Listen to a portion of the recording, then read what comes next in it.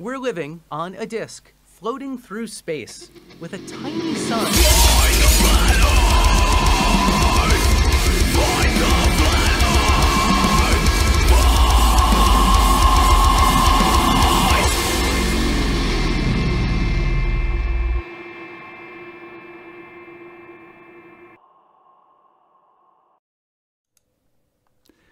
Hello, and we are live.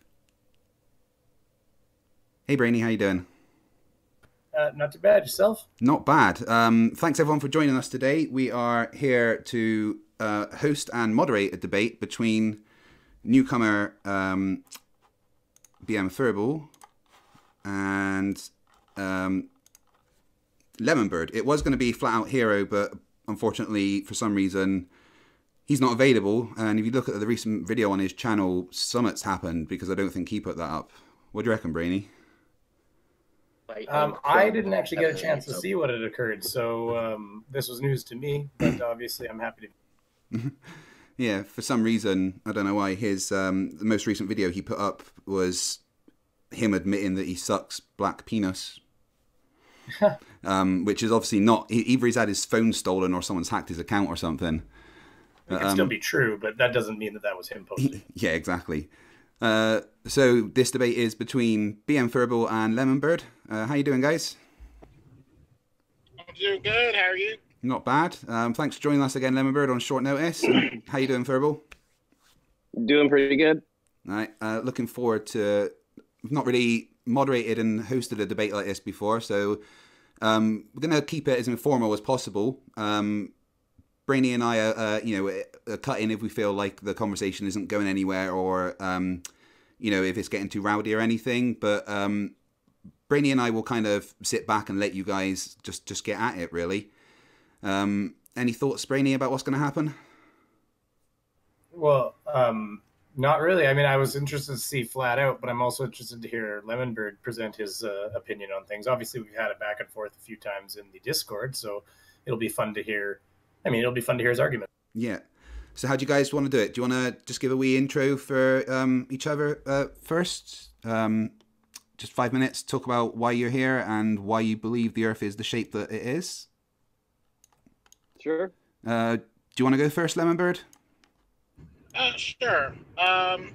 It looks flat. I'm here to learn what the other side has to explain different phenomena that appear flat. And I'm interested to see what develops. Okay. Is there any particular reasons why you think that it's flat?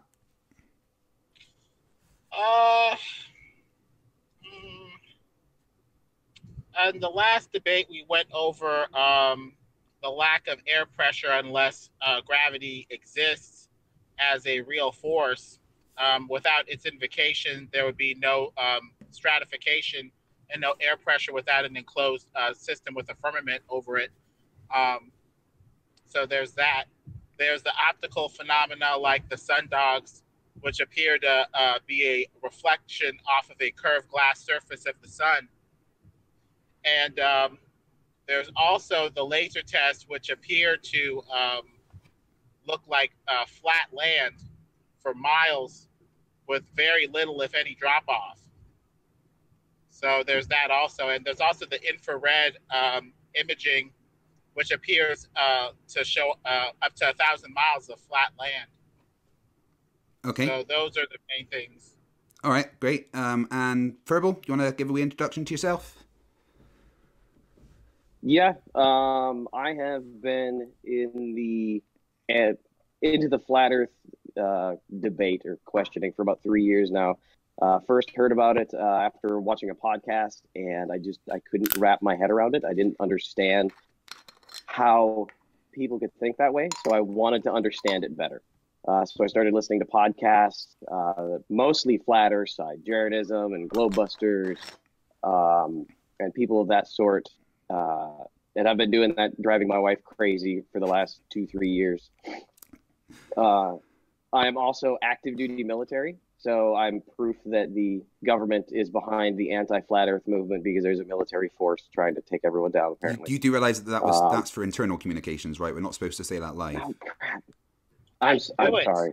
Can we kill this? I'll edit it later on. It'll be fine. You're Okay, okay yeah, because you didn't mention the shield check. Yeah, definitely didn't mention the shield check. Okay. I created an account or a channel of my own about 2 months ago because rather than annoy my wife at home just watching YouTube videos in bed, I'm actually in South Korea right now. I'm here for a year by myself. So now that I'm alone and I've got nothing else to do, I decided to start up a YouTube channel, and I've been going for about 2 months now. And all my videos, my goal is not to bash flat earthers. It's not to, because there's plenty of videos that do that, and Craig, you do it amazingly. Thank you. My goal was to take observations that I saw every day that you might not think about, that might be just everyday observations that I think lend credence to a globe Earth. And that's what most of my videos are about. Something you've never thought of before that leans towards globe rather than flat. Fair enough. Just before we get going, I want to say a massive thanks to RHETORIC for letting us use his platform for this debate. You guys are obviously probably all aware of what's happened to me, and I just want to say that the support you guys have given me has been phenomenal. And if anything, it's just going to make me stronger as a YouTuber. So yeah, thanks to everyone, and a massive thanks to RHETORIC. Brainy, anything you want to say before we get going? You keep just jumping on me. I'm new to all this. I don't even know what to say. Well, I'm really privileged, feeling very privileged to have been invited to help moderate this. This is kind of my first time moderating, so I mean, I'll jump in when I feel I need to, but otherwise I might hang back a little bit and obviously they got to do their debating. We're not in the debate. So yeah, I mean, I'm ready to learn, and I hope to do more of this in the future, but this is kind of new for me, so I'm just getting my feet wet. Awesome. My beaver wet. Getting my beaver wet. Getting your beaver wet. Perfect. And congratulations on the 1,000 subs, Brainy.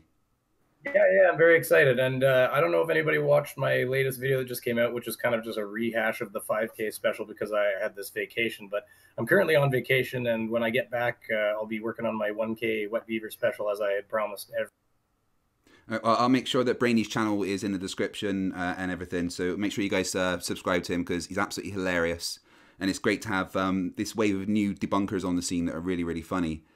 But I think at this point, we'll just hand it over to you two guys. You just want to have a back and forward, ask each other questions, do what you need to. Off we go. Yeah. If preferable, I'd like to stick on single topics as we move along, because a lot of these debates can go on tangents and not address the original question at hand. So that's the only thing that I request. And that I would also request that Lemonbird, if I assert something that I have personally done, I would request that you accept that that is factual. I'm not going to make up. I'm not going to produce a 2-hour video that I shot 2 months ago right here to prove to you that I saw one thing. Is that acceptable? Fair enough. Okay. What would you like to go over as your first topic? I guess the first thing I was talking about, the presence of a dome firmament covering the system and making an enclosed system being necessary to have pressurization and stratification of the air layers without invoking gravity. Would you mind describing to me what your vision of this firmament is, just so I can properly understand where you're coming from? Solid, crystalline glass, or it could be some sort of energy electromagnetic barrier, but I think it's probably solid. Do you have an idea of where that barrier is, like around the Earth, where it's at? I think they say that it's about 100 miles up, give or take. What about on the edge of the Earth? Like if you were able to drive in one direction far enough and find the dome, where would that occur? From the center, I think you'd have to go 10 to 15,000 miles from the center. So for this topic, just to make sure I understand it properly, you're saying that to have a pressure gradient system on the Earth as we do, that would require a dome. Yes, to keep the environment enclosed. But if it was enclosed like that, if there was a dome, wouldn't it be a constant pressure system throughout the entire dome? What causes the lower part of the dome to be at a greater pressure than the upper part of the dome? There may be multiple phenomena going on at the bottom of the air column. You have living organisms that are transpiring, breathing, in and out, having biological processes at the bottom. There's also electrical activity as you go up in the atmosphere, which may complicate things further. And also, I guess you're talking about a universal pressure distribution. That would only happen if the container was at saturation. It may not be at saturation. There may be several cycles going on that are in equilibrium, yes, but may not be in this super saturation where there'd be this pressure, bursting on the outside of the container, on the inside of the container universally throughout all parts. And also you have multiple gases within this column, and the gases may behave differently and stratify differently, and may lead to different pressure differential throughout the columns. Would this, if we were to accept that gravity was real, wouldn't we see the exact same thing on a ball, though? You wouldn't necessarily require to have a dome to keep it enclosed, because that gradient system just keeps getting less and less and less as the heavier gases are at the bottom. Well, if gravity is strong enough to hold the gases to the ball, then wouldn't we see the land just having a smooth profile throughout the globe? How would there be, mountains or features on the land at all if gravity is what we think it is? Wouldn't gravity just spit out as a smooth ball? In the general scheme of things, the Earth from above is actually viewed as almost as smooth as a billiard ball in the size that it is. So your argument is kind of correct. There are minor variations on the surface. It's just the fact that we are so small and we're standing on it that we notice it. But from an astronomical perspective, the Earth is smooth.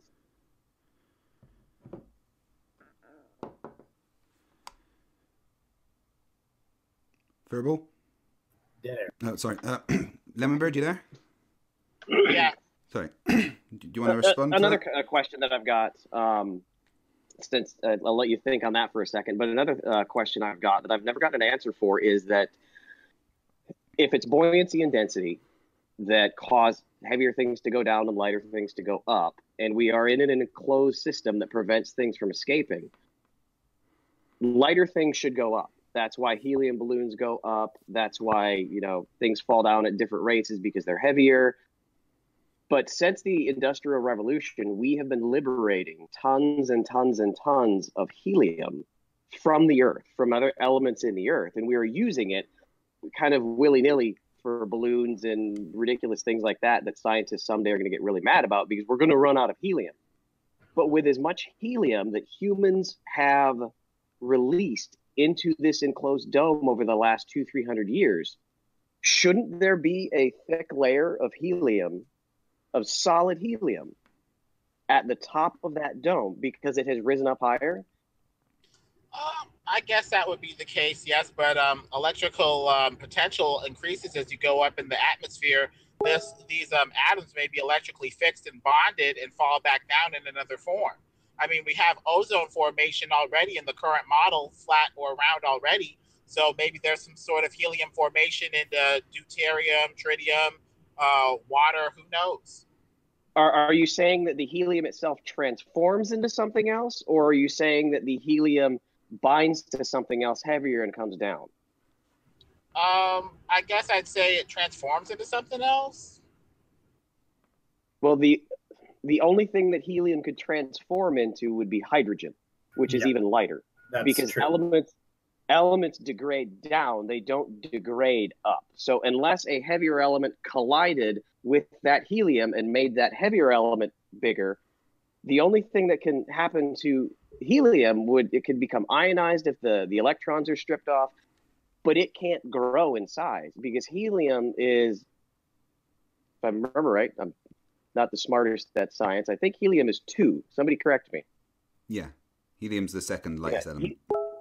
Helium is 2. So if it were to degrade, it would degrade into 1, which is hydrogen, which is even lighter. So that would continue going up. And adding electrons and adding things like that don't increase the mass of any element enough to make them fall. It just changes their electrical charge. Well, in that case, I'd have to look into that further. I'd have to invite some Wu theory as to water formation or, whatever by another mechanism. There's other conspiracy elements out there saying that water is not what we thought it was, and that water forms by another process other than hydrogen and oxygen coming together, because the atomic masses that you get when you add hydrogen and oxygen together by certain volumes, you don't get the same volume of water that comes out of the equation. So there are people that say that water formation is not what we think it is by hydrogen and oxygen. Maybe this hydrogen is going through some other process and coming down as water or something else, if you want to, speculate like that, but I don't know. But isn't that speculation right there? I mean, what you said. Sorry, I had to say that. Yeah. Brainy, do you want to just comment in the chat so Red can make you moderator in the live chat? Sure. Have you actually, because you mentioned that water transforming and things of that nature, that you don't, when you combine them, you don't get the same weights out. Have you personally looked at those actual equations? Yes or no? Have you looked at those? On paper, but I'm talking about the YouTube videos that say when you put the atomic masses and the weights of this much water with this much hydrogen with this much oxygen, the masses do not equal out. There's energy that's lost in the water. Yeah, I was going to mention that, Brady, is that the input and output masses, yes, you're absolutely correct. If you take two masses and you combine them, the input and output masses are not the same, because there's energy lost through radiation, there's energy lost through heat, there's energy lost through the combination. So the masses are different, yes, but the actual energy, if you were to break it down to the energy level, how much energy is in this and how much energy is in that, smash, now I've only got this much. The rest of that energy got out somewhere, and it is accounted for.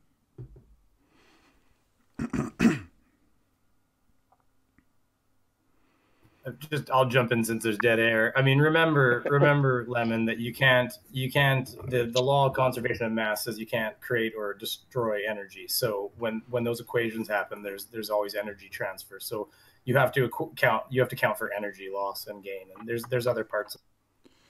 Fair enough. Okay. If you want to talk about this, or mind if I move on to a different topic for a little bit? Sounds good to me. Okay, so I think we're kind of at a dead spot on here with speculation and science. You'd mentioned what you think the firmament is. I'm not a believer in the firmament, obviously, but I'm also a strong proponent of space and astronomy, and I've done a lot of research into that. I've got telescopes of my own. I've taken pictures of the sky and things that are out there outside what you would call the firmament. And as of yet, from my observations, I don't see anything that would tell me that what I'm seeing in space isn't real, that those are not physical objects out there, because I've observed planets, I've observed moons crossing in front of Jupiter, I've observed a supernova in a distant galaxy that was observed by other people. So what is your explanation for astronomy before we go down this a little farther? Well, if they were covered by a firmament, then the stuff beyond probably can't be reached by us, and that's been probably embellished by NASA.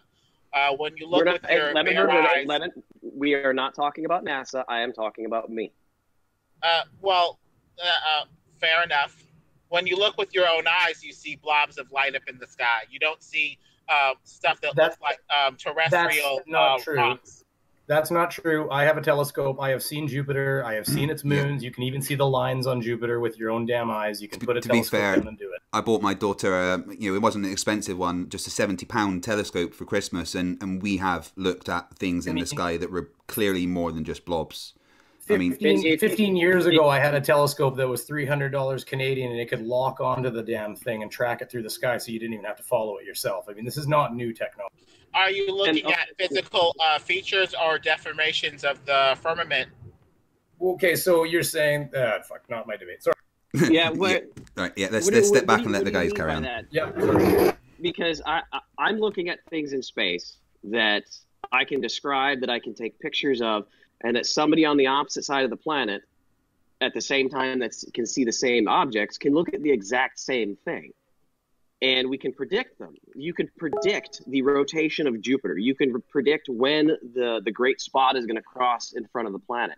You can predict when the moons and everything are going to go around it. And you can even predict shadows of moons on Jupiter. And I have seen those physically with my eyes. They're not blurs. They're not blobs. They're nothing else. And I know the videos you're talking about. And most of those people are trying to take pictures of stars with the Nikon P900 or 900 or the P1000. And I'll tell you, Lemonbird, that the focus at long distance on those cameras is shit. That's why you get blobs. When you actually have an optical device that can properly focus and you have it aligned properly, it's crystal clear what you're looking at. You're not looking at blobs. There are blobs in space. I'll give you that. But most of those blobs are astronomically farther than what we're talking about in regards to planets. So what would your explanation be for what I am observing when I look at Jupiter at night? Basically, embellishments from that have influenced us from the mythology surrounding NASA. I hate to invoke that again. But the thing is, based off of the artist renditions that seem highly stylized and don't quite seem to comport with what we see with our own eyes and our own telescopes, maybe we're not being told about all that space actually is. But if you look, if you look with a regular telescope, though, you still see the lines, you still see all that stuff. Nobody's artistic. The only difference is you can't see color because there's the lack of light. Yeah, I mean, this isn't our debate, so I don't want us to keep jumping in. But the question that I would ask here is: have you, Lemonbird, had a telescope and done these observations yourself? I had a low-power telescope, nothing real fancy back when I was younger, but I didn't really see a whole lot. I saw some twinkles in the sky when I looked through the telescope myself, but that was it. Nothing high-powered or anything like that. I have very high-powered two telescopes of my own. Yeah, I've got two telescopes of my own. I actually have a 16-inch Truss Dobsonian that was about $1,500. It's not smart. You've got to know where to point it, and it's huge. It's a beast to move around. But I can see the cloud tops of Jupiter. I can see the moons of Jupiter. I can see definition of things. And this isn't influence from NASA. This is actually in one of my videos. The first time I pulled out my 16-inch Dob and I was looking at Jupiter, I'm looking at it. I have not prepped my mind with anything. Yes, I've seen what NASA has said, but I haven't done any research. What's happening on Jupiter today? I'm just brought my new telescope out and I looked. And as I'm looking at Jupiter, I can see the disk of it, and I could barely see the storm because that's really tricky to see. But I saw a really bright spot right in the middle of Jupiter that didn't look like normal from images. And I saw a perfectly circular dark spot also on the cloud tops of Jupiter. And I had no idea. This was my first observation. And I looked at it for a half hour trying to figure out what the hell was going on. So I got my phone, and I actually downloaded an app that would show me what Jupiter's supposed to look like right now. And what it showed me was that one of the moons of Jupiter was physically in front of it. That was my bright spot. And a shadow of another moon was going across the cloud tops. That's what I was looking at. That is what I physically saw before any other source told me it should be there. How is that possible if that is not a physical object in space? Well, I mean, I'm just exploring other options as opposed to, the Earth being this rock that's, hurtling through the solar system. There may be bodies up there that are revolving over us. So you accept that it might be a physical body up there? I would say that it's a light, but there may be crystals up there. There's a scholarship looking into stars as crystals.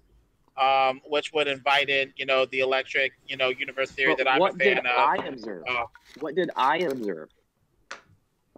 With Jupiter, I'd say a light. Yes, it was a light because that's how you see things. That's how you see things. But what was it? It was probably, I guess I would go, metaphysical and say that the stars up there are probably souls or angels or whatever. And the planets are wandering stars. I don't know if they were alive, like they say in Velikovsky's mud fossil theorem, that says that the planets were actually physical beings that lived, gave birth, had electrical activity and everything, and they were mythologized throughout history. I don't know if I'd go that far, but I guess I would invite in other possible definitions, electrical or whatever, for what's happening up in space. But it appears that, maybe space isn't quite what we think it is. I mean, how do we even measure distances to stars accurately? Southern Protestant has a site where he has loads of flat earth theorems, southernprotestant.com/flatearth.html. And he shows the philosophical problems with a medium that is nothing, but somehow we're trying to measure it off in space. How do you measure it with a ruler if there's no solid component in the space to judge your distances to begin with? And then on top of that, we're basing it off of a highly theoretical idea of what light is. Do we even fully understand what light is? I mean, we debunked the corpuscular theory of light as these particles, these discrete particles, and we can't even quite decide if it's a wave or a particle yet. So how can we even be certain what we're observing or how light is behaving in the first place? How do we know it's not curving, in space behind this, or being refracted through space? How do we know how far it's going? I mean, even the idea that the redshift can give you, some sort of measure on how far the stars is in doubt, because we see stuff that's redshifted that should be further away than the blue shifted stuff in front of the blue shifted stuff, and vice versa. And so there's a lot of gray area there as to what the heck, if anything, is going on in space. So I've got a button for but I feel like you've completely missed the question that was actually asked. Furball, do you want to ask the question again and see if we can just get a direct answer? I think I answered as a light that was behind dome deformation and maybe but what is the light? A solid object. What is the light then? And I think I also answered as possibly souls or living beings of some sort, spiritual or otherwise. Who knows? Evident. So magic. You're saying that's what I'm hearing is magic. Unless you're going to get past the dome, I guess you'll have to take NASA's deceptive photos and and we're not talking about NASA. We're not talking about ideology NASA. Instead. So it just depends on what you're willing to believe. Sorry, again, I'll just have to butt in. Furball made it quite clear at the beginning about things like NASA and that. He's not talking about NASA's observations. He's talking about the observations that he has made himself. And also... But he'll filter his observations through probably what he's seen in the culture. NASA and otherwise, just like I did. There was no filter. Lemonbird, there was no filter. The only filter was the lens in front of me. I had an impression of what these should look like, but that's physically what it looked like. And you can take a child that has never heard of NASA, put them up to your telescope, and they see the same thing you do. So if it's a soul, if it's a light, if it's something else like that, then we need magic explanations for it. The globe theory, the heliocentric theory, the theory that our body that we live on is a planet, one amongst several others that orbit our sun, fits observations. It completely fits observations. Absolutely fits observations. But no observation is separated from an ideology. You can't make an observation without having a basic ideology within which. So you're telling me that so if you think everything is physical and material, you're going to struggle to find a materialistic causology for why we have this star over here, as opposed to other explanations. But once you have come to an explanation that fits your observations, shouldn't you generally accept that as the explanation until something else controverts it? Up to a point. It depends on how circular your reasoning is. If you're like, this has to have some physical cause apart from the spirit or whatever, and it has to be thus, and you make an observation that, confirms your bias, it may be somewhat circular until, like you say, we find other evidence to the contrary. But I would agree with you, yes, up to a point, yeah. Yes. So I think we can just accept that I believe that I observed a physical body in the sky, and you believe magic. So let's move on. Well, you say magic. I have a problem with that. Magic is anything that's contrary to the will of God, using your will to break. We're not talking religion here. I'm talking but that's the thing. We're not doing religion. Guys, let's not talk over gavel. Gavel, magic or not. guys, stop. Both of you, please. No talking over each other. No one can hear what's being said. Furball was trying to respond to your point. Let him finish what he's saying, and then you can respond to that, Lemonbird. Okay? So go on, Furball. It is magic because it is things that we completely can't explain, not things that are based on observations. Gravity is pure conjecture. Lemonbird, let him finish his point, please. This is pure conjecture. I can tell you the basis for what I believe my observations are without saying, well, maybe it's this. Well, I mean, unless we've been to these stars and you believe what NASA's saying, which I don't, then what's just conjecture about these stars, buttressed yet again by NASA mythology. NASA is at the helm of this with the control on the rockets, the control on the satellites, the control on the imaging software that filters down to us, and that's the mythology around which we wrap our ethos and our observation. So imaging software. I want to bring up another thing. You mentioned NASA and their imaging software. This is the full point of one of my videos. So you can't claim that NASA is behind all space imagery. You can say that they're behind the mythology or what we think space is, but you can't claim they're behind everything because there's thousands of telescopes out there.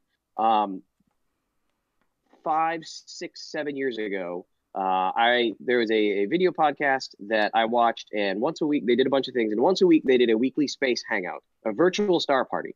People who had telescopes set up in their backyard connected to their personal computers would take pictures of different things in the sky while hundreds of people would do what we're doing today and see what they're showing us. So this isn't NASA. These are regular people in their backyard. And they looked at an image of one particular galaxy that I think it was M82. I don't remember. It wasn't Andromeda. But they took a picture of that galaxy that day. I mean, it had been taken 2 minutes before, posted on a screen, nothing special. 2 days later, a university was doing observations, and they identified that a supernova had exploded in that galaxy. Made big publications, hit the news, there's a supernova. I went out in my backyard, I looked at that galaxy, and I saw the little dot. The podcast or the series that I had been watching realized, oh crap, we looked at that 2 days before the news release. And they went back in the footage, and the supernova is in their image before NASA had announced it. How is it not a physical, real thing? Yeah, I'm not saying that there isn't space beyond the dome. I'm just saying that we don't quite know what's up there, and a lot of it is supposition. That's my Lemonbird, you don't know what's up there. People who've actually observed and actually done the science. So let's go to. I think we're stuck on this one, and I'm not. I don't want this to turn into a yelling match and people getting screaming at each other. Let's go to NASA for a second. Past the dome, then it's going to be fake images and mythology essentially. Based on what? You're just making assumptions. You keep going back. If there's a dome covering our world, how the hell do we get past it? But aren't you making the assumption? Sorry. Aren't you making the assumption that there's a dome? Isn't that in itself an assumption? The dog, air pressure, and the what looks like visible physical architecture up there. Yes, and I can fill a bottle with all kinds of different gases, and at the end of the day, the pressure on that bottle will be the same. They will stack, but it doesn't matter. The pressure will be the same in the bottle. So that's in the enclosed bottle. Yeah, that's your dome. Hey, Lemonbird, anyway, let's go to something that is NASA. Let's talk about the space station for a second. Not what NASA says is up there, because that is filtered through NASA. Every image that comes down is filtered through NASA. You can observe it from the ground. I've seen it myself. I've taken pictures of it myself. I've observed it dozens and dozens of times. What do you think the object is that I'm looking at from the ground? If it's not orbiting a round ball, it would be orbiting over the flat plane. Do you think you could have seen a satelloon, a holographic projected image? I mean, how conspiratorial do you want to go with that? That's what I'm asking. A satelloon is something that flat Earth believers think that the satellites are, because there are videos of people in Antarctica and other places launching things under weather balloons, which, by the way, Lemonbird, I've launched 2 weather balloons, so we can go there. Launching things that look satellite techish, and they launch them up under a balloon. So clearly, since it was done once, that's what everything in the sky is. Well, I mean, am I wrong? Well, I mean, there's that. I mean, NASA is like the biggest purchaser of No. So it looks like maybe that's what they're using, using it for. So what did I see from the ground? Now, what I saw, I have pictures. Excuse me. Well said. I can post them. I don't think that you're going to see them because you're on your phone. Can you see the presentation at all? If I posted something, would you be able to see it? Oh, you can screen share. You would be able to see it. If you want to screen share, I can just switch it over to that. Yeah. No porn. But Lemonbird, can you see the screen? Yeah. I see the 4 icons for each of us.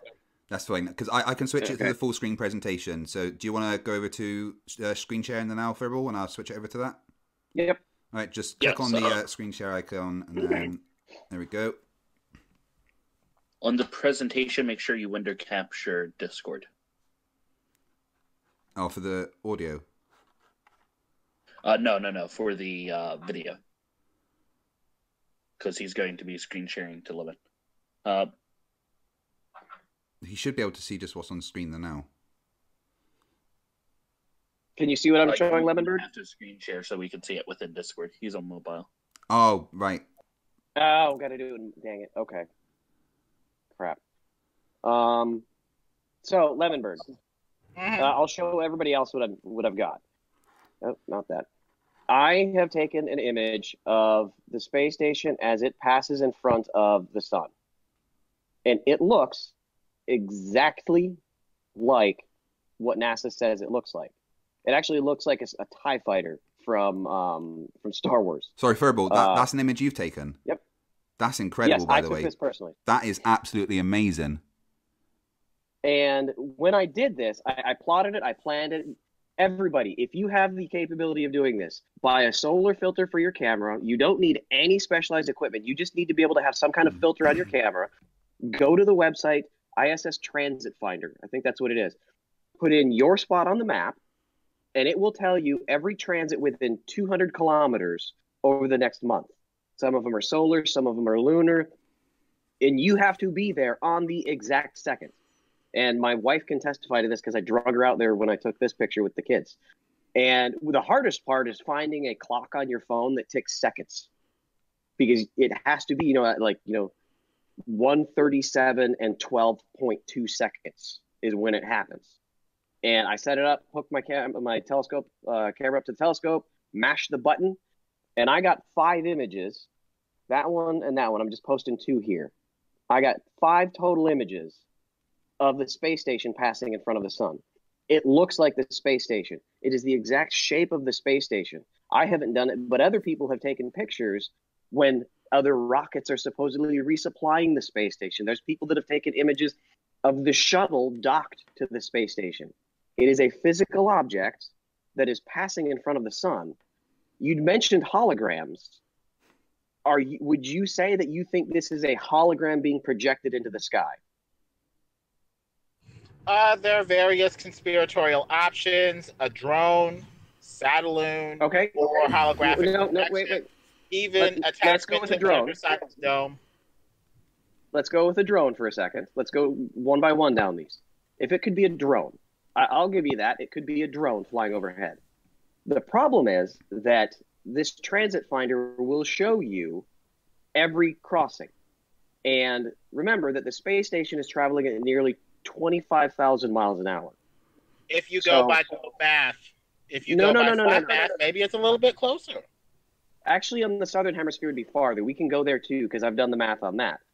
I did this a couple days ago, and I'll describe it to you since you probably can't see it. I can see it in YouTube. Okay, so this is Transit Finder. And you can see that on the 8th of February, the times are all GMT. So at 20:40 and 23 seconds, at this spot on the ground, the space station is going to pass in front of the sun, and it's going to last for 0.92 seconds. That's how short the transit is. So, look at the time. This is the 8th of February, 2040, 28. Well, in Spain, at 2056:34, 16 minutes later, the same phenomenon happens. So that drone would have to cross the entire Atlantic from Brazil to Spain for this phenomenon to happen. Or there are thousands of drones flying over just for the purpose of faking transits.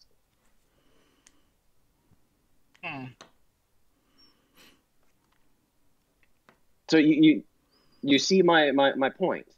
It doesn't make sense. It really doesn't make sense. This has to be, if it's a physical object, if it's a satelloon or if it's a drone, that object has to be moving at 25,000 miles an hour, because whatever that object is, in 16 minutes went from Brazil to Spain. And this transit finder is correct, because I know dozens of other people who've done it.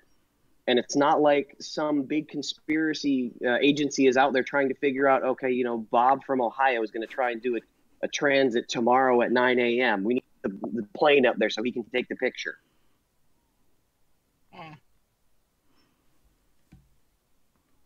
Now, if we want to go back to my images, so this is the first transit I did. This was at about 1 o'clock in the afternoon. I really wish I would have taken a screenshot of my transit finder for this transit. The transit on this one was about a second, and I got 5 pictures. And you can see how the little TIE fighter flies past the sun. The second time I did it was about 8 o'clock in the morning, and my wife wouldn't get out of bed for me, so I went on my own. And it was only like 2 miles away from the house, so it wasn't too bad. But now if you imagine, the sun is on the horizon now. For the space station to physically be between me and the sun, the space station is actually physically farther away as well. Because directly overhead is the closest it can be to me. On the horizon, it's farther away from me. I didn't put this together because, you know, I'm a dumb human. And on the transit finder, it told me I had a 4-second transit. Didn't do the math in my head, didn't think about it. I just knew I was going to have 4 whole seconds of the space station transiting in front of the sun. Can you guess what the image looked like, Lemonbird? A satellite? What do you think the difference between this image I'm presenting now with a overhead 1-second transit and my second series on the horizon with a 4-second transit? What do you think the difference in the image I saw of the supposed space station was? It was bigger. What do you guys think? You talking to me? Yeah, what do you think? Fight, what do you think? Oh, the second one would have been bigger, right? No. I'll admit that I had been distracted for about 1 second there when you asked me the question. Because it's closer to the horizon, isn't it going to be bigger or whatever? Oh, sorry. Yeah, no, I misunderstood the question myself. I apologize. The space station is physically farther away from me. Yeah, of course. Sorry, it's further. Yeah. It had a 4 whole second transit. Can you see it in the image? It's that little guy right there. Yeah. Halfway up. And I got 15 pictures this time instead of 5. Here's the second one, and it's down at the bottom. You can barely see it. It took 4 whole seconds to transit. I got 15 total images using the exact same setup, and the space station was itty bitty tiny because it's physically farther away from me. And that matches what you should observe. I just wasn't thinking about it before I went out and did it. So the space station has to be what I'm observing. I'm not saying what's up there. That's not what we're talking about. I'm talking about what I'm observing has to be a physical thing that is moving at 25,000 miles an hour. Unless it is a hologram or a projection that you're going to need a lot more science behind to make that claim. Fair enough.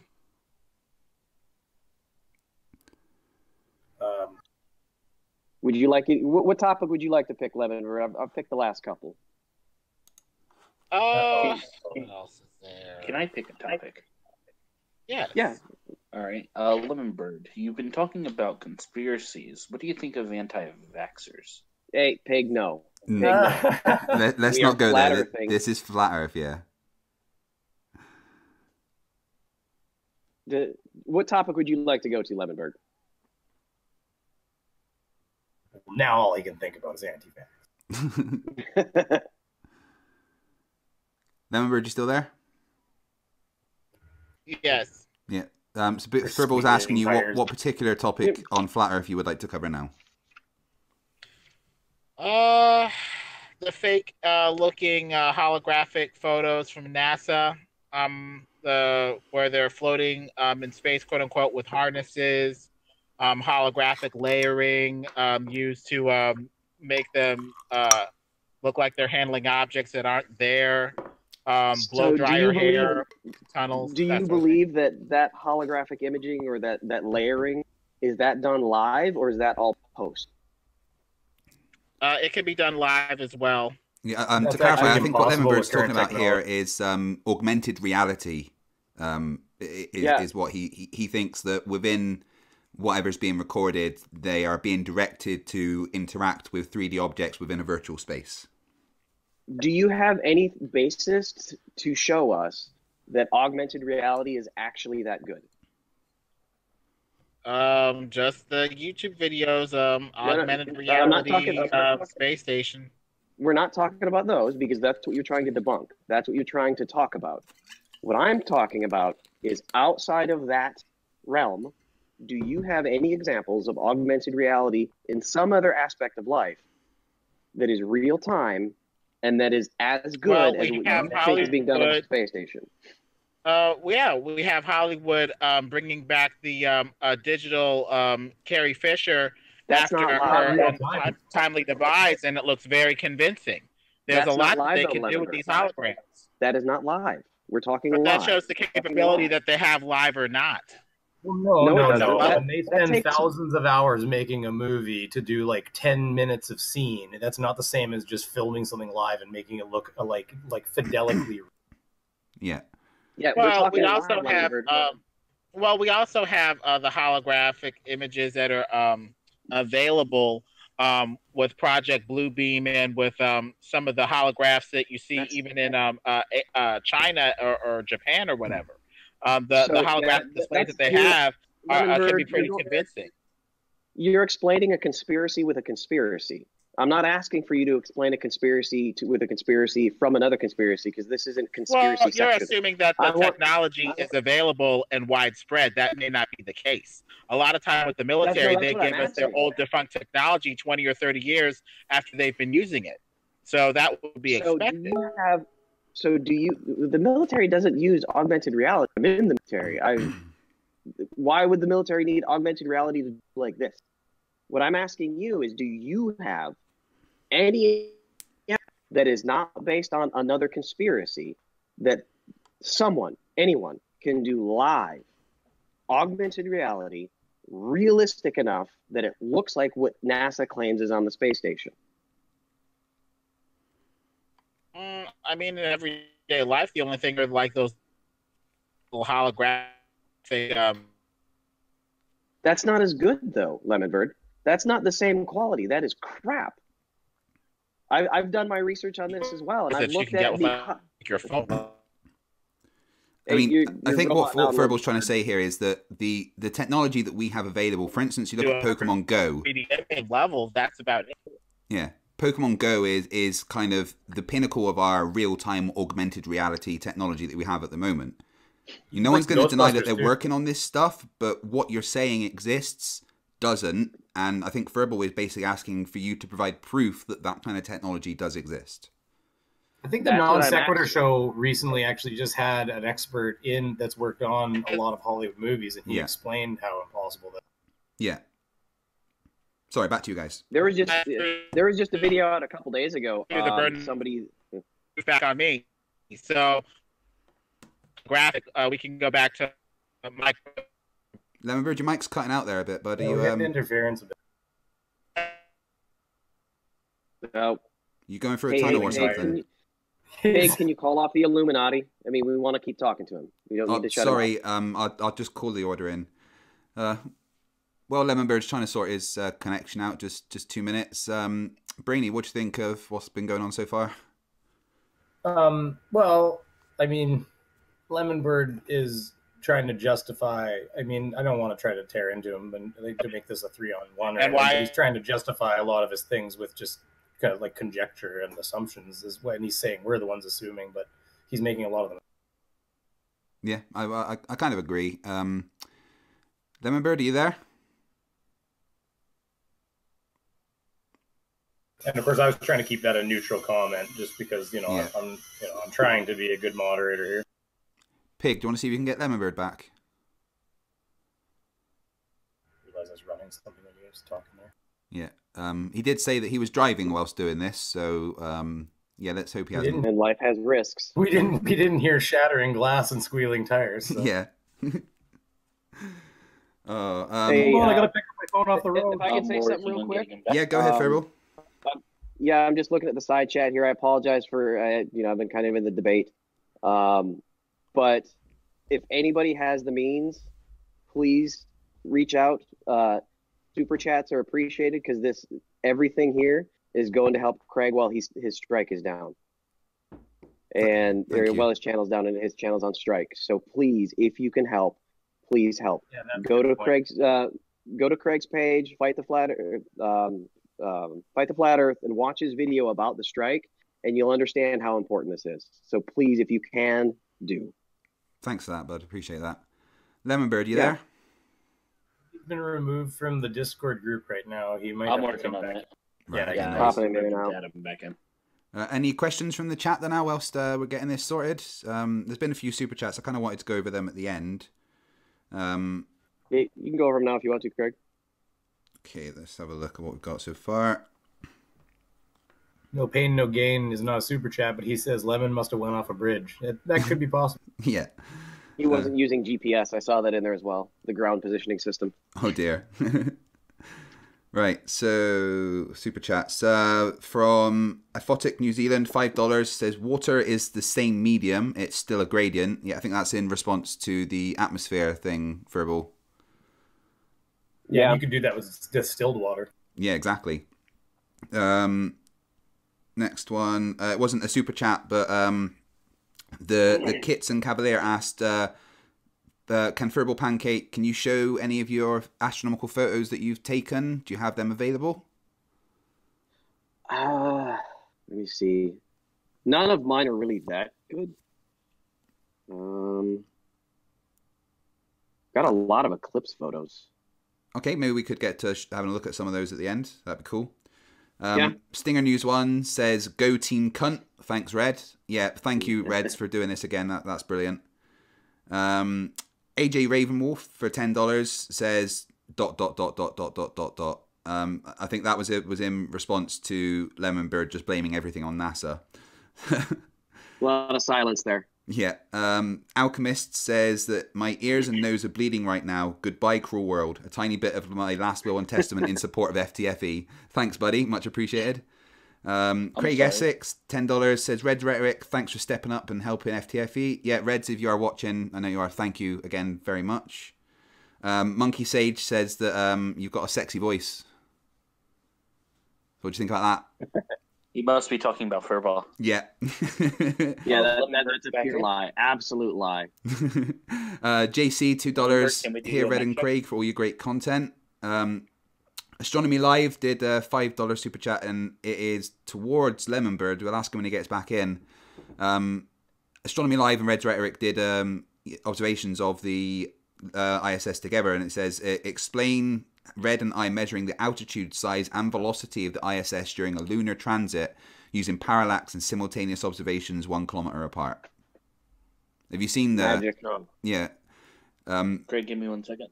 Lemonbird, can we do a mic check? And he left. Lemonbird's obviously having some communication issues. Yeah. Okay, continue on with the live chats. Kristen Frost says, been there for less than a minute and already has some palm marl on my face. Yeah, the face palms are strong. We should have said at the beginning of this that you're going to need some kind of face protection. Something ironic, $2 says, FTFE is the hero his family got, not that it needs. Thank you for the Batman reference. Yeah, that's all the super chats for now. When Lemonbird comes back in, we'll ask him about the observation that Red and Astronomy Live did together. Furball, why don't you just show out your channel for a little bit? Tell people about what you're doing. Yeah. So like I said, my channel is basically educational. That's my goal. Let me go over quick. I'm trying to remember. I don't have a whole lot of videos. As funny as the terrible videos on how terrible the flat Earth is, that's not really what I was up for. Like I did a video on earthquakes and how they work with the ball. And a lot of my videos, I start out with one premise and explore it. Usually I'll get pulled back a little bit and find something like, that doesn't quite match. But then when I dig into it, I find something else that confirms my original belief and adds more evidence to it. Like my first one on earthquakes, I found an earthquake in South America, and you can go to another website that's got all seismic activity across the planet, every seismometer, they're all tied together, and they don't go through NASA first. And I wanted to see how that wave propagated out. Because if you look up at my map up there, if it started in South America, on this map, the last country that should have felt the shock wave would have been Australia. But it's not, because on a globe, it went from here to here as it propagated out. And the one thing I didn't realize, what I hadn't thought of, and actually I do have this. I think I do have this image. I can screen share. Second, I gotta find where I'm at. Window. I mean, clearly NASA, made those quakes hit when they're supposed to at the right time. So this is where the earthquake hit, and you can see these degrees out as the wave propagated. And at 100 degrees is when it started hitting Australia, but on that map, it should have been last. And the one thing I didn't think of when I was watching this, here's the entire wave from that earthquake. You can see it go out to 180 degrees. And what I didn't think about is what happens after that. And you can see from this chart, it actually comes back. And at just under 200 minutes later, that original shock wave went all the way around the Earth and came back and kept going out. They've done the same thing with nuclear tests when they were doing underwater nuclear tests. The Soviets could detect America testing a nuke under the water anywhere in the world. Yeah, that's how they were watching and figuring out all the stuff from North Korea and their test is by using the same method. Yeah, now they've got me here in the South. I'm watching for them. Yeah, that's funny. I did some boat observation. I've got a P1000 that I did tell my wife I was going to buy. But I did some observations without it. And here's some things that I did. So this is a ship 5.5 kilometers away, and it's not a shark in the middle of it. That's the propeller on the ship. No, that's a shark. That's definitely a shark. 11.5 meters high.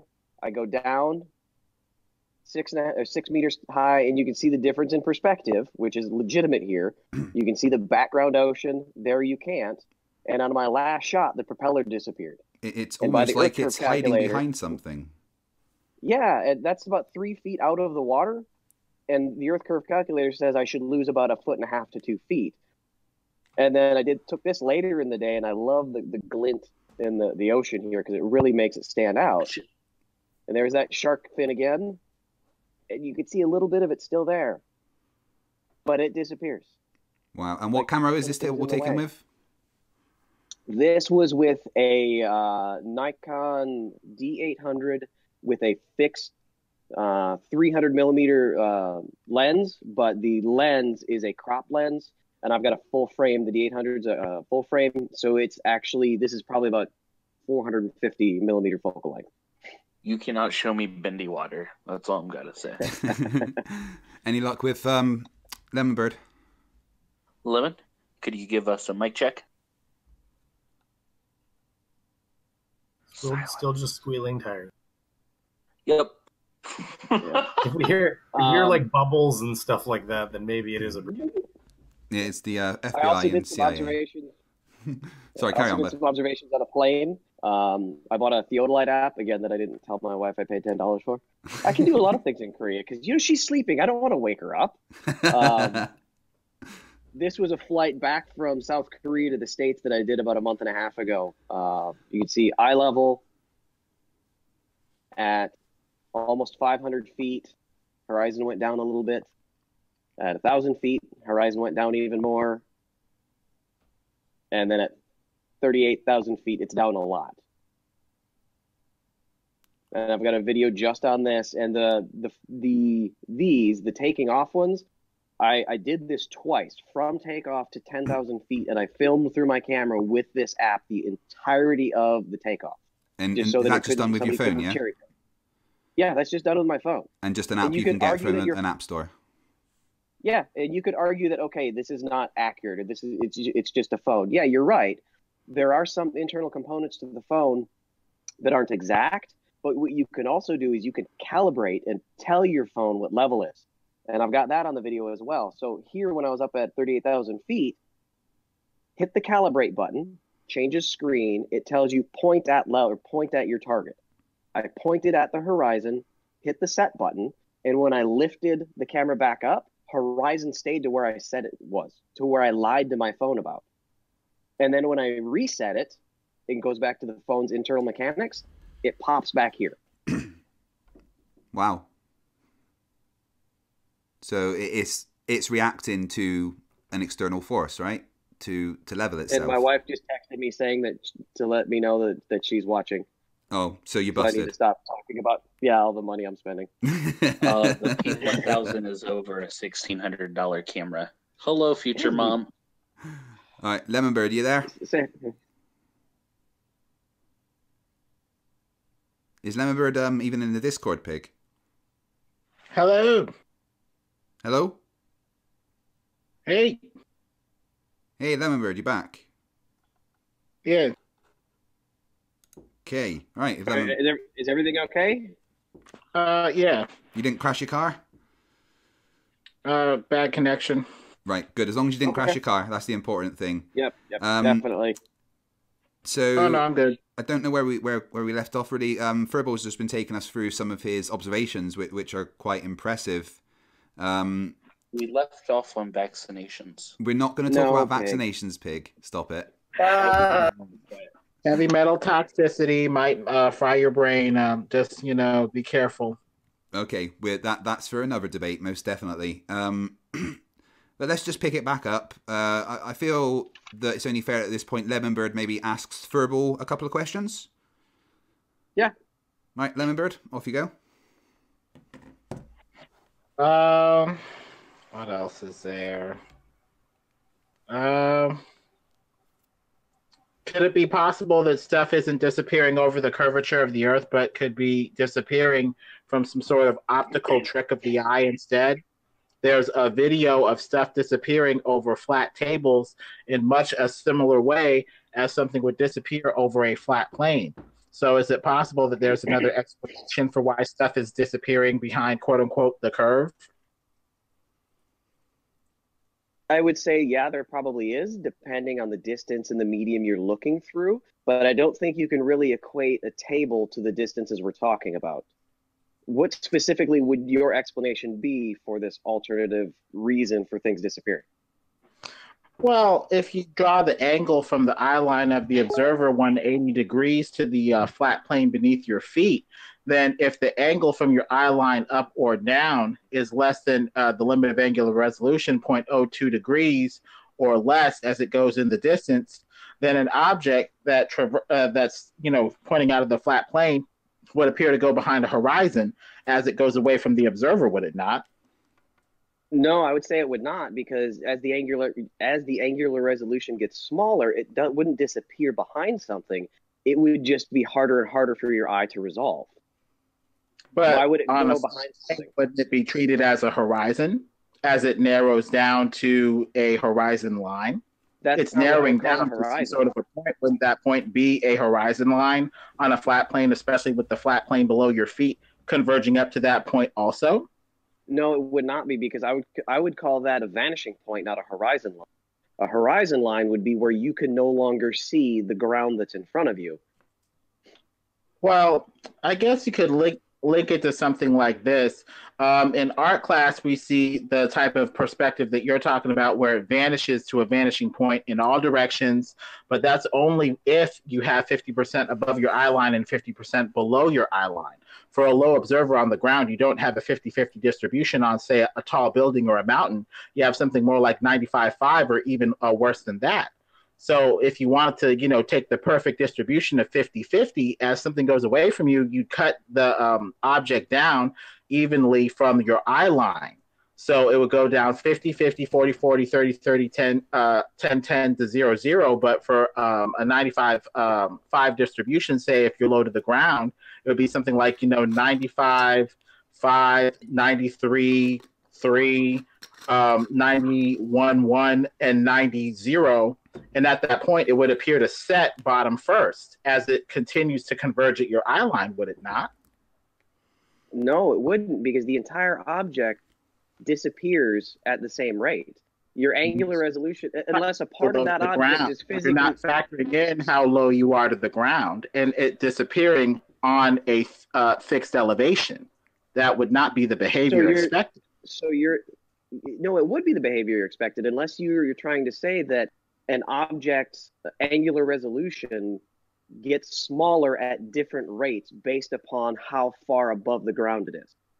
Yes, because of your low height, you no longer have an even distribution 50-50 like you're piercing the middle of the object with your eye line.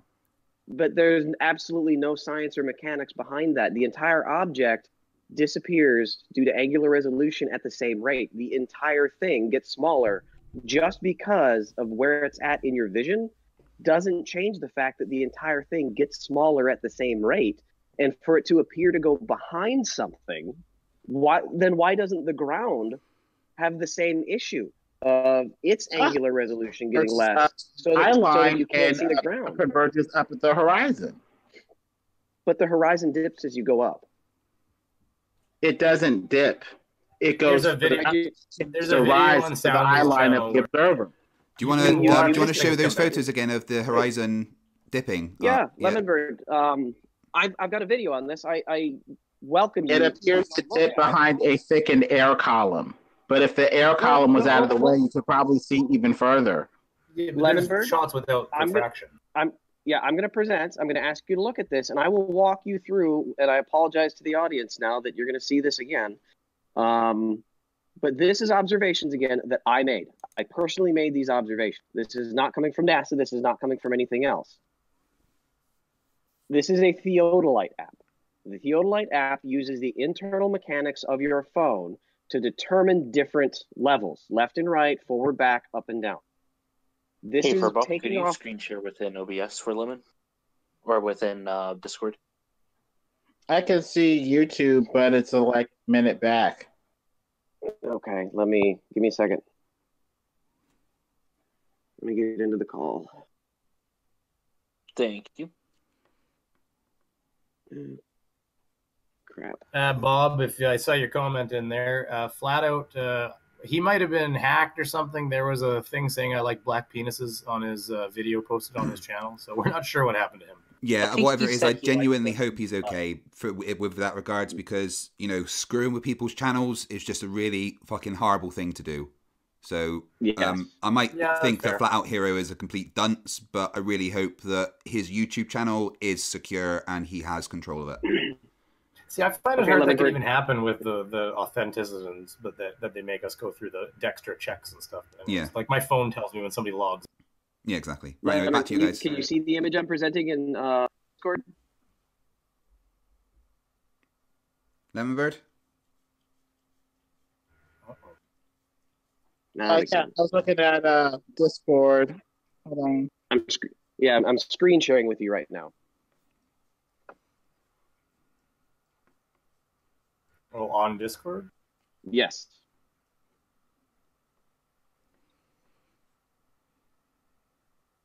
It's not loading for me on Discord. I don't know why. Yes, you might have to stop the screen share on Hangouts and then do the screen share on Discord. Okay. Well, can we just deal with Lemonbird looking at YouTube? That seemed to work before. Okay. Yeah, let's do that. Cancel this thing. It's a few seconds behind, but it should be all right. Yeah. So this is a theodolite app. Like I said, what this does is it uses the internal mechanics of your phone to determine level of the phone, and it is meant to measure actual degrees as you're looking up and down. This is a flight I took flying back from South Korea to the States about a month and a half ago, and you can see on takeoff. It's at the horizon, and I will give you, Lemonbird. This is not exact. This is not a precision instrument, but it's pretty close. And as we took off, I filmed this. I have this takeoff twice, 2 separate flights as I was flying home, from takeoff to 10,000 feet, and at I'm clicking the wrong thing. Dang it. Got so many damn windows open, I'm clicking on YouTube to change my screens. Shut up, pig. So this second image, at least now I can see what he's seeing. The second image is at 5,000 feet. And you can see the horizon is lower. And in the entire video, it gets wonky as I'm flying forward because the internal mechanics of the phone get confused by the forward motion of the plane. It's a little weird. So you got to wait till it levels out. And then when the plane dips left and right, it goes wonky again. So in the video, I'm not claiming every image is exact accurate because the plane's moving. But when it settles out, this is at 5,000 feet. And you can see the horizon is farther down.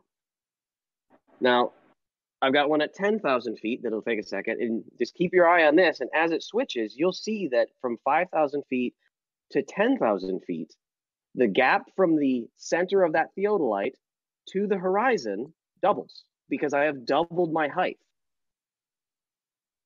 And that's because the horizon dips as you get higher. But the horizon could dip because you're looking through a thickened air column. As you get higher, the air column that you're looking through is going to be wider too. You're going to have two things happening. You're going to be able to describe a wider angle from your eye line, which means you're going to be able to see more for longer, but you're also going to see through a thickened air column, which may make the horizon dip deceptively. Would it not? But I'm going up into thinner air. Wouldn't that compensate for the lower air's thicker column?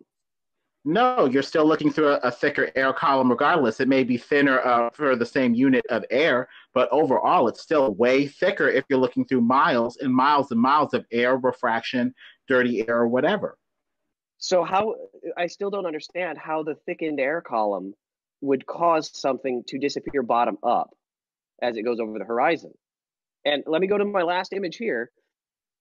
I've got another image at 38,000 feet, and you can see the drastic difference. This isn't looking through thicker air column. The horizon is lower. It's physically lower. And you can angle your phone down and see the degrees of dip that you have to touch it or you have to move it to hit that horizon. Yeah, for like a person on the ground, you might only... Thicker air column doesn't explain that. Thicker air column just means it's harder to see something. Yeah, but it would make you probably get a horizon that stops short of the true horizon because of the thickness of the air column alone. So what you're claiming, what you would have, and I want you to be firm on this, Lemonbird. In this image, the horizon, the actual horizon where I should be able to see to is the center of this image. That's where the horizon is, but due to thicker air, I can't see it. That would be what you're saying. That would be my contention with refraction and all that, yes. So in this image, where the reticle is well above the visible horizon, that's actually where the Earth extends out to. So if that's the fact, then why do I see sunlight in that area? I'd say probably refraction or something. There's probably some weird stuff happening with light. Or the Earth is a ball. It's easier. I don't have to make assumptions. It's not a ball. It's not a ball based off of laser images laser experiments, microwave experiments going over miles and miles with hardly any drop, and infrared that looks like it's 1,000 miles of flat land. But Jaron himself has proven that it's a ball by his own light experiments. Jaron tried to debunk it himself, and he's proved that there was dip and that the Earth curved by his own experimentation. Who? And Jaronism. Yeah, that happened the other day, actually. Are you referring to the Beyond the Curve documentary? Yes. Yeah. I mean, Jaron was trying to prove that if you lined up several boards long distances apart with holes cut in them at the exact same height off of the physical ground, that you could see a light through all of those holes. Yeah, but you and I talked about this in our debate, Lemonbird, and you did say that you would look at that and, come to a conclusion based on what you saw. Have you actually looked into what that footage was? I don't think I've seen the one from Beyond the Curve. I saw the one where he has to lift the light higher and he could see it or something. Yeah, that was from a documentary called Beyond the Curve or something, I think. Goddess Engineer covered a lot of it on his channel. But yeah, that's the same thing that we're talking about. So I think Furball's asking you, how is that possible if the Earth is flat? Probably their incompetence with the instruments. They probably didn't collimate the laser properly. This didn't involve a laser. This involved pieces of plywood with holes drilled in it at a certain height and a flashlight. Like a laser light or something, and the light expanded or whatever off a target. How come every time that there's evidence on our side, it's incorrect or that they've done something wrong, but then whenever somebody makes some sort of conjecture for the flat Earth, it's apparently acceptable? That's the part I have a problem with. Well, the heart is desperately wicked, but on top of that, we don't see land angling away. We don't see movement. I have a picture of it right here. Land objectively falling away. I have a picture in front of you right now of land through a thickened air column. Through a thickened air column with refraction, more than likely. So, Lemonbird, what you're saying is we don't see land falling away. That would make me. But when you show me land falling away, it's the thickened air column, so land can't be falling away. You have an unfalsifiable narrative.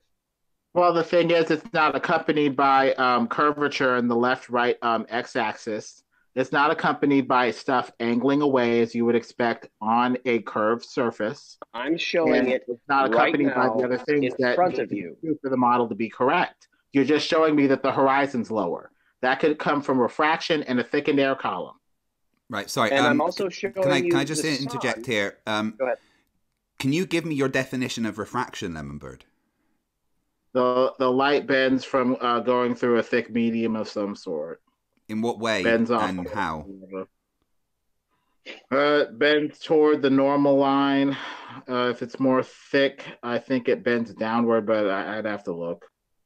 Okay, right. Okay, just to be clear, you don't really know what refraction is then. What is it then? Well, no. I'm not here to answer questions. I just wanted to clarify that you had an understanding of what refraction is, and I think we just got to that. Then what's refraction? If light, Craig, I would like to make going through a thicker medium, then what is it? Sorry, but Craig, I would like to make one point. Is that you'll notice that I have not made the argument of refraction. That's because I don't know the formulas for refraction to argue them. So I'm not going to make those arguments. The arguments I'm presenting are things that I have experimented with personally and things that I have examined personally. That's why I'm not throwing out those things I don't understand. With a globe perspective, I come from a flat Earth perspective, and so I have another explanation. Yeah, but I come from an evidence perspective. You're just saying that you don't believe the globe. Biased by the globe. You have your bias, I have mine. We'll see which one lines up more with reality. That's kind of a terrible way of looking at it. I mean, you're admitting that you're not going to see the other side. Yeah, it's called intellectual dishonesty. I have mine. Maybe we'll meet in the middle. All right. Anyway, are there any other areas that you'd like to talk about, Lemonbird? We hit the main things. How do you have a rainbow without the firmament, I guess you could say. I've heard the globe side say that it's water crystals, but the thing is those not water crystals, I'm sorry, water droplets. But the thing is those water droplets would be turning in the air and you'd have like a disco ball effect. I can make a rainbow with my hose. Down. What was that? I can make a rainbow with my hose, man. Yeah, outside, but if you try to do the same conditions inside, you need like a black body reflector or a mirror. I can use a spotlight. As long as you got enough light, you can make a rainbow curve. Yeah, I guess the main point is with the same conditions outside, you have the dome, but inside you don't have the dome, so you need a reflector or a mirror or something to separate the light and the bands. Right, okay, let's see what Furball has to say about that. I have not researched this much, so I can't speak from personal experience, but I have seen videos, because the claim is that you have to have the dome for the refraction to create a rainbow. So if you don't have the dome, it can't be created. The argument is that you can't create a rainbow inside of a building. And I've seen videos of people in their garage creating rainbows with the right angle of light, spritzing water into the air, and there's no dome behind that. The mirror, but there's a mirror, and there's a reflective body or a mirror inside, even if it's the lens of the camera. The point is, you need some sort of polarizer to separate the light. You have an unfalsifiable narrative. You have to have a dome to create. But why is it that under the same conditions inside, you don't get a rainbow without a mirror or some sort of a black body reflector? I think Furball just said that Lemonbird, sorry, I think you misheard what Furball said there. He just said that you can do that without a mirror or reflector. But he's claiming the mirror is the camera.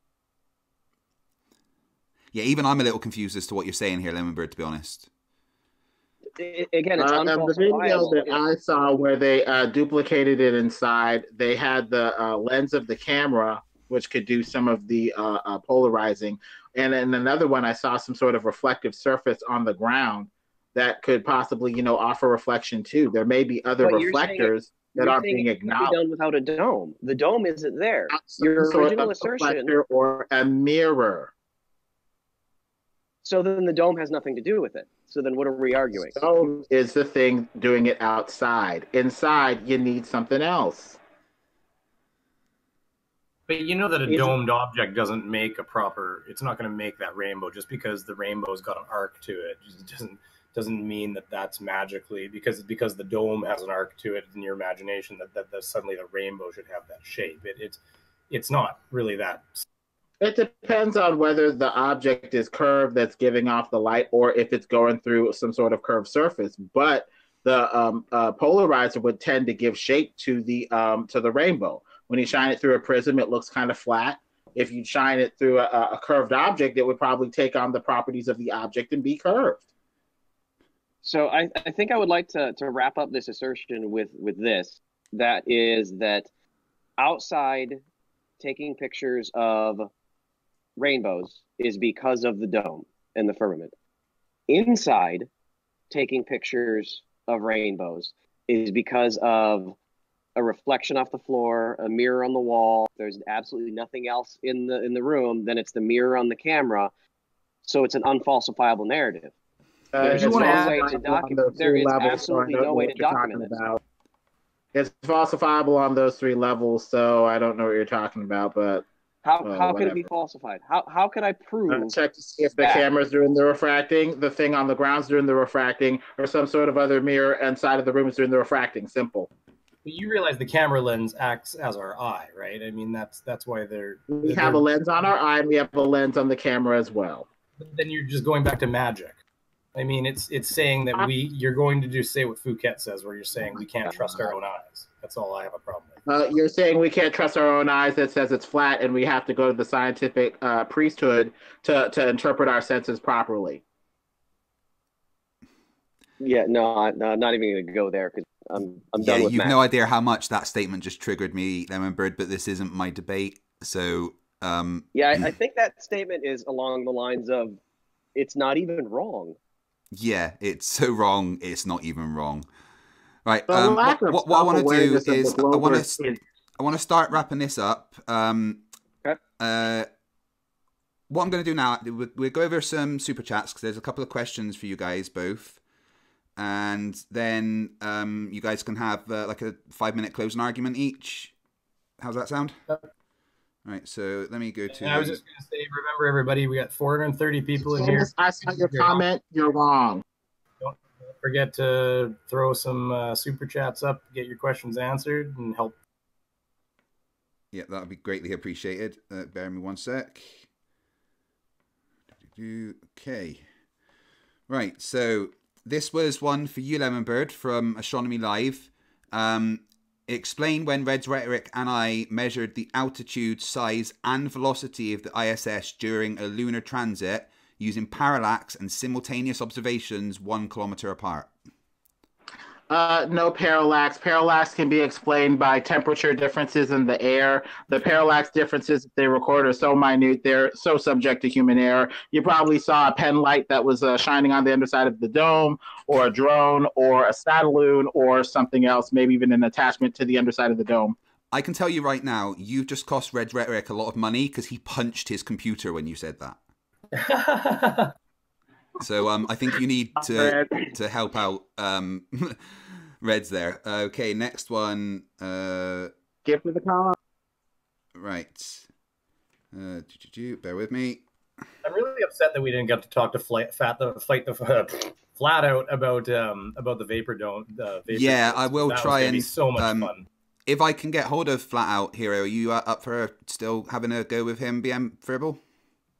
Oh, absolutely, yes. Yeah, I see. I've messaged him. Usually he responds. We talk back and forth quite often, but he hasn't responded since whatever happened to his channel.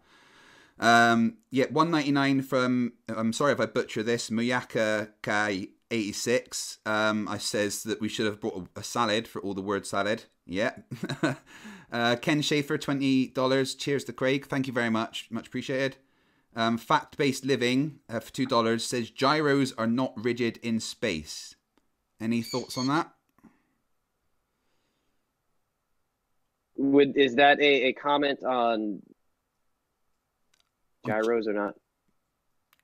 Is he talking about the food or the mechanical device? I'm assuming the mechanical device, like, you know, I suppose the claim is that gyroscopes maintain their rigidity in 3D space, and he's saying no. But they do. That's demonstratable here on Earth, and that's how somebody actually just watched a video a couple days ago that somebody's building a drone, and the only thing he's using for the controls on it are not, what's the technical term for gyros? The wheels for satellites. Basically, it's 2 wheels on the sides of it, and changing those wheels controls the drone. Yeah. With no other control in mechanics inside. Okay. Reaction wheel, that's what it's called. Okay. Something Ironic says FTFE needs integrity and right-sized Batman shirt. I think that's an insult against me, and this is Superman. just saying. Like, I know I have Batman. I have a bat suit. You know, I mean, think about it, guys. Have you ever seen me and Batman in the same place at the same time? And that said, if they're going to make fun of the size of your shirt, I say get a tighter one. They can go to hell. Well, you've seen my body, surely, on Beaver's videos, right? I've been working hard to get that. Rippled. $2 from Anti-Flatter says, can't afford much, but Kiaka FTFE, thank you very much. Check your message. Demonic Davros, $10 Australian, another donation for me, thank you. Boaty McBoatface, $6.66. Hashtag Team Cunt. Yeah, thank you. Tiffany Brainer, $9.99, says that not only do you have a good voice, BM, but your face isn't bad either. Ah, thank you. Are you blushing? Maybe a little bit. Ken Schaefer, $10 in appreciation of Furball service from a vet. $20 from Vic Tunes Entertainment says, I want to know that we're all behind you, Chad. Don't give up. I think I'm Chad. I don't know why, but thank you. Fucking Chad. $20 from Robin Ervelina with no message, but thanks very much. Torna Tornagon, $3.49. Keep strong, FTFE. Logic and reason always wins. If only the flat earthers could agree to that. Another $5 from Robin with no message. Thank you again. Sweet That's Heathen. a friend of mine. Thank you, Robin. Ah, excellent. Sweet Heathen, $5. You rock, Reds. Keep up the good work, FTFE. Yeah, again, thank you very much to Reds Rhetoric for doing this. Kiwi H, $2. How do you explain the earthquakes on flat Earth, Lemonbird? I'd go with the electric universe theory of an electrical phenomenon causing some sort of land reverberation. I ascribe to the biblical flat Earth model with the land on some sort of pillars. So it would probably be pretty stable and sound, and the land would probably go down pretty deep. Okay. So this idea of tectonic plates is a little ridiculous to me. So not only have you just electrical. annoyed and broken Red's computer screen, but every seismologist watching this now needs a new computer as well. Just saying. Oh, damn. I'm surprised he didn't invoke magic. $3.99 from Canuck M. It's called Flat Earth Fiction for a reason. $5 from Gregory Schmidt. What the hell is this magical air column you keep talking about, Lemonbird? As you go up higher, you're seeing further and further. And so, say at ground level, you're only seeing a 6-mile air column out to the 6-mile vanishing point. But up high, you could probably see up to 50 miles and beyond. So you're seeing through a 50-mile air column all of a sudden. So that's probably going to mess with the visual optics. Oh, okay. Can you define air column? The amount of air that you see, that you're seeing through with a direct line of sight before convergence of the flat plane up to your eye line, and stuff gets too narrow in your field of vision. Remember, class, instead of horizon, say flat plane. That's right. So it's a horizon, not a curvizon. Well, you need to look into the etymology of the word horizon there. Another question for you, Lemonbird, $5 from Gregory Schmidt. Can you explain refraction? I think you covered that, but do you want to just give us your explanation again of what refraction is? Light goes through, going along on its way, then it hits something thicker and it bends off of its course. That's basically what refraction is. If it's going through, air that's different than the air that it came from, it may bend off its course a little bit slightly and, kind of veer off course. That's, like refraction you see with light going through water. You'll see like a straw kind of split.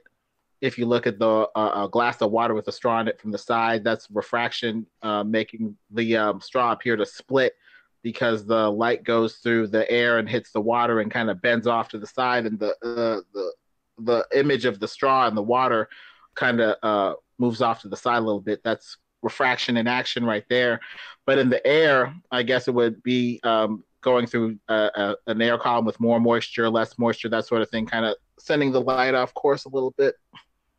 Okay. Thing is, that's almost right, and I think with a bit more research, you might get there with that one. $1.99 from Miyakaku86. Again, I'm sorry if I ruined your name. What is it with the flat Earth perspective? Yeah, they call that flurfspective. Another $1 from Robin. I'm sorry if I've missed any of them, guys. Bear with me 2 seconds while I just go back.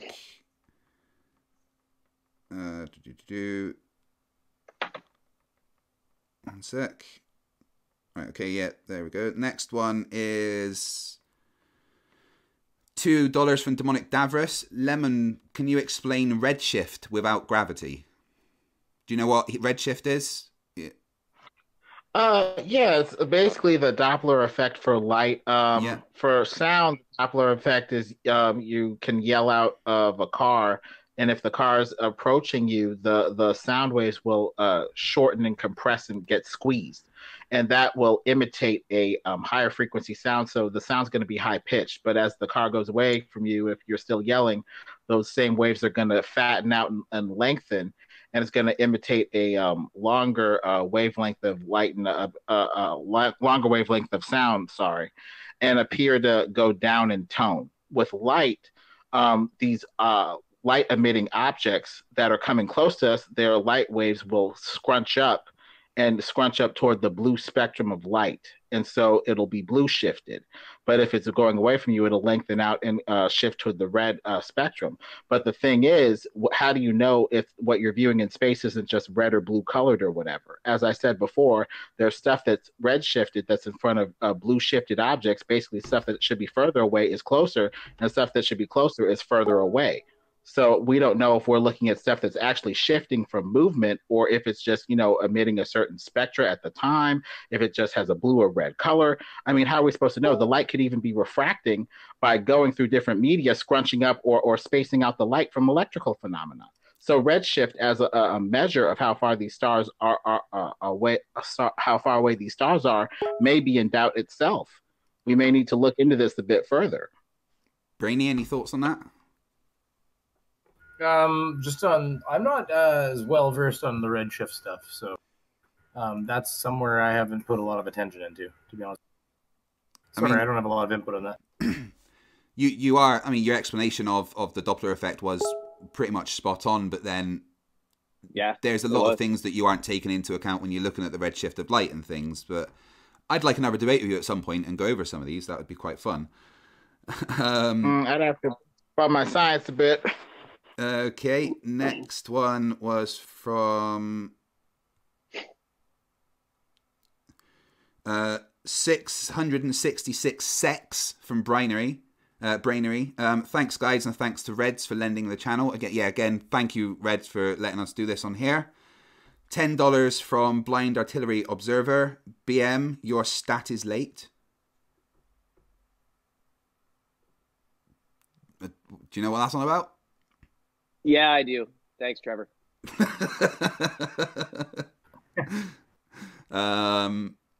see if we've got any more. I think there's one more on there. And sorry, I haven't had much to input into some of these things. I'm enjoying kind of listening to the debate, and I've Well, that's kind of our job to be here, right? to do that. I think both of us have done well to hold back on a lot of occasions. It's very hard from this side, isn't it? Well, it is. So obviously you want to jump in. And... Sorry, what was that, Luke? Am I the best moderator then? Probably. Yes, look at Pig. Right, I think this one is for you, BM. It's $1.99. Why do you... No, sorry, this is for Furball. Not for Furball, this is for Lemon, sorry. Why do you think that we think Newton and Einstein are gods? They're pretty smart people. And they came up with a very nice model, good scientists and stuff. But, I'm a bit of a, godtard. So, got to invite him back in and not make man, in his science my God. So, smart dudes, but, I submit it before God. Okay, all right.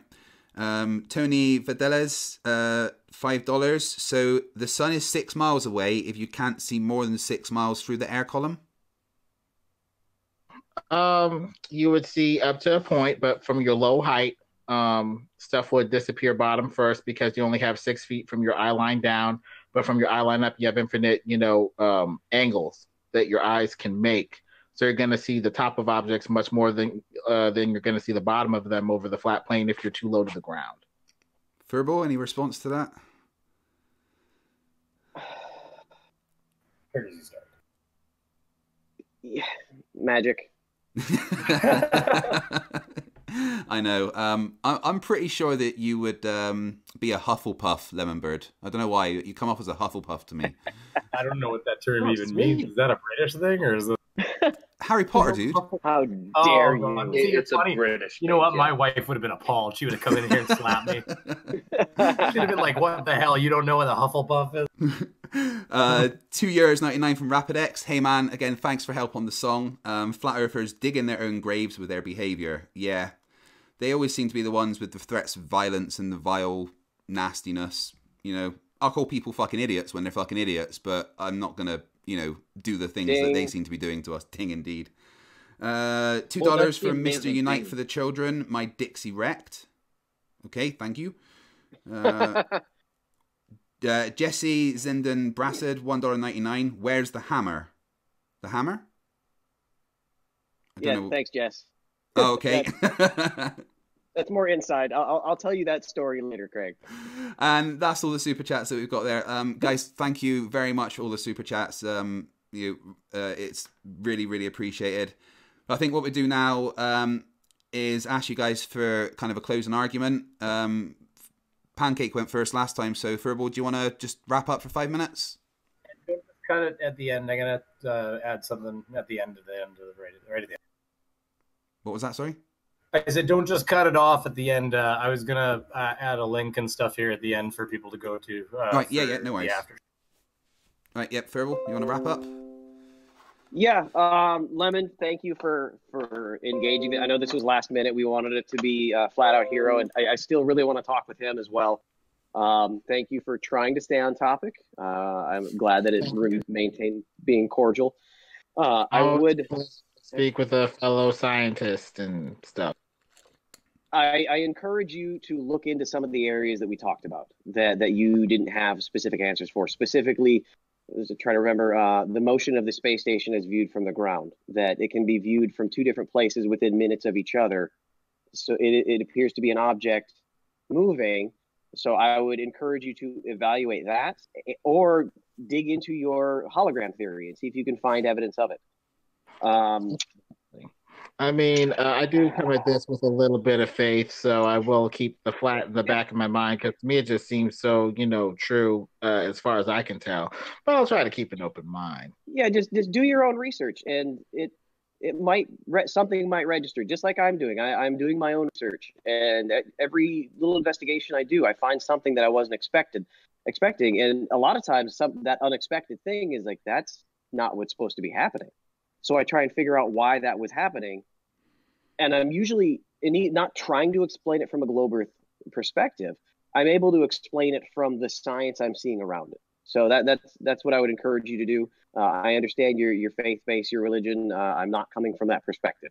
So I'm not going to bash you on that. So glad to talk with you any other time. Don't want to talk about anti-vax. Don't want to talk about all that kind of other crazy stuff. The rabbit hole is deep, my friend. Yes, it is. Chill for myself for a second. Please, anybody who thought I did good today, come over and check out my channel.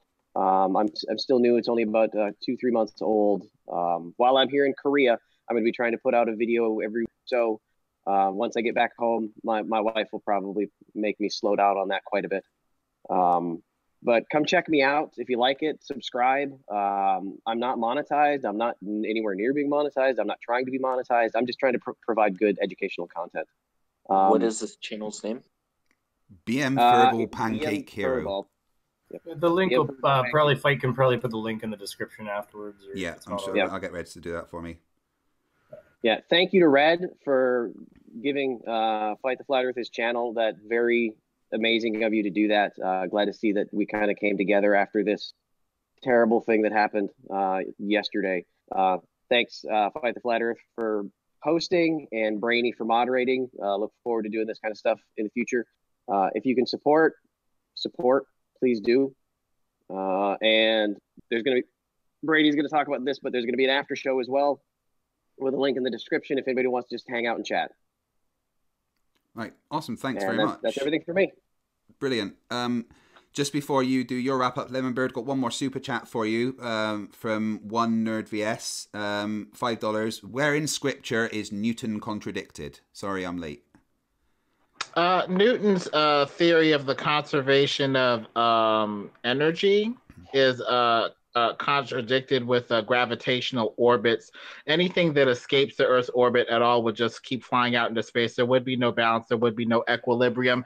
It's also contradicted with the sun. The sun's heat would make it an expansive force that wouldn't be able to have any gravitation at all. It would just expand outward with the heat, and it wouldn't be able to pull anything in.